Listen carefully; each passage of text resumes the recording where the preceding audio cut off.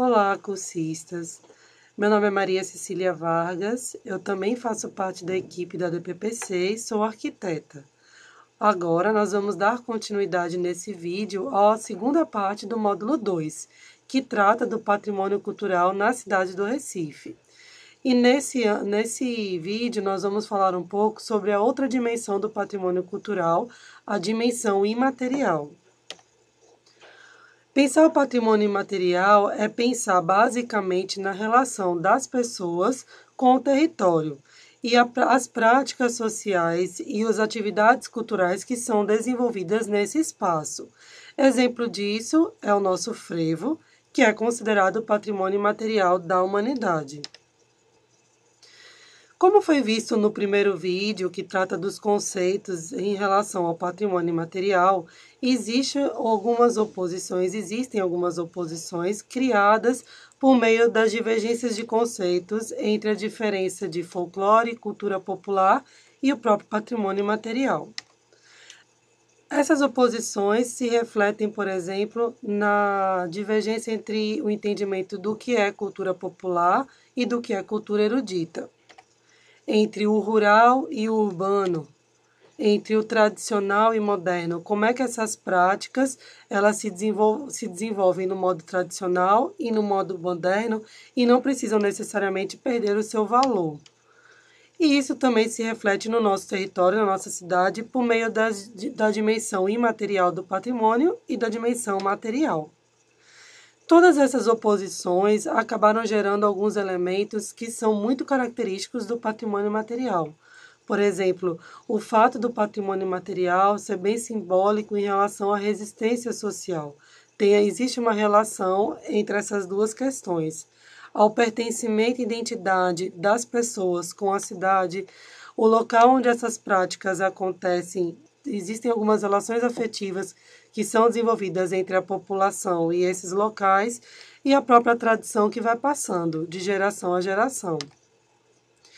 Isso a gente consegue perceber, por exemplo, quando analisa essas duas fotos. O comércio popular no centro do Recife, ele é muito forte, ele é muito presente na nossa cidade. E a gente consegue perceber que com o passar dos anos, essa prática ela ainda acontece de maneira muito semelhante, mas claro, com algumas diferenças. Mas que isso não tira o valor ou a significância dessas práticas. Existem duas formas de acautelamento hoje existentes para o patrimônio material. Uma é por meio do inventário e a segunda por meio do registro. Todas essas duas formas são utilizadas tanto pelo IPHAN quanto pela Fundap por meio dessas duas legislações específicas e apontadas nesse slide.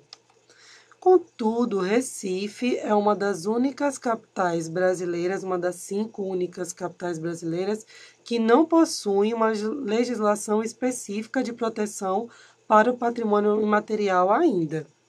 E a gente percebe que Recife está nessa posição junto com as capitais da Boa Vista, Maceió, Teresina e Cuiabá. E aí a gente sabe que Recife ela tem um grande destaque no patrimônio imaterial nacional. Dos 41 bens culturais e materiais protegidos hoje nacionalmente, 8 possuem representação em Recife. Isso representa quase 20% desse total localizado na nossa cidade. Exemplo novamente do frevo, que é patrimônio cultural imaterial e patrimônio imaterial nacional. Fora o frevo, nós temos a oficina dos mestres de capoeira, roda de capoeira, o maracatu nação, o maracatu baque solto, o cavalo marinho, teatro de bonecos popular do Nordeste, o mamulengo, o babau, João Redondo e Cassimiro Coco e o caboclinho pernambucano. Então, nós entendemos como potenciais bens culturais e materiais, trazendo dessa esfera nacional e estadual para o município esses saberes ou conhecimentos, essas formas de expressão, celebrações ou louvações, os lugares e ambientes culturais que são importantes para o desenvolvimento dessas manifestações, os contos, lendas e imaginários populares que são passados de geração a geração às pessoas e os grupos culturais. Então, nós, a diretoria, já vislumbramos algumas possibilidades desses bens imateriais que podem ser preservados no âmbito municipal, como a pesca, as marisqueiras, a capoeira e o frevo, as quadrilhas juninas e o comércio popular. O culto Nagô também é uma outra importante celebração que acontece na nossa cidade. E as práticas culturais que acontecem nos mercados públicos, por exemplo. Pronto. Agora que nós já percebemos, por meio do primeiro vídeo e dessa introdução dessa segunda parte, o patrimônio imaterial e material na cidade do Recife tem grande representação e tem grande importância para a nossa memória urbana, afetiva e para a nossa história. Com base nessas duas categorias, nós entramos numa nova categoria do patrimônio que tem sido discutida desde os anos 2000, que é a paisagem. A paisagem, ela não tem um conceito formulado, até pelo tempo, é uma categoria bastante recente. O que nós temos hoje são noções que são construídas com base na vivência de cada órgão, de cada instituição. A DPPC, a Diretoria de Preservação do Patrimônio Cultural Municipal, ela já tem uma noção de paisagem construída, que é essa que a gente apresenta aqui. A DPPC entende como noção da paisagem a relação afetiva estabelecida entre o indivíduo, entre a população e o determinado meio, que no caso é a nossa cidade. E com isso nós percebemos que essa paisagem ela se transforma com o tempo. Mas essas práticas e esses territórios, esses monumentos, eles permanecem nessa trajetória. E a gente para pensar, então, que Recife nada mais é do que um território com relações complexas, existentes entre a população e a cidade e as práticas culturais que acontecem nesses espaços. E nada mais é do que olhar Recife por meio dessa dinâmica que a gente apresenta nesse slide a vocês.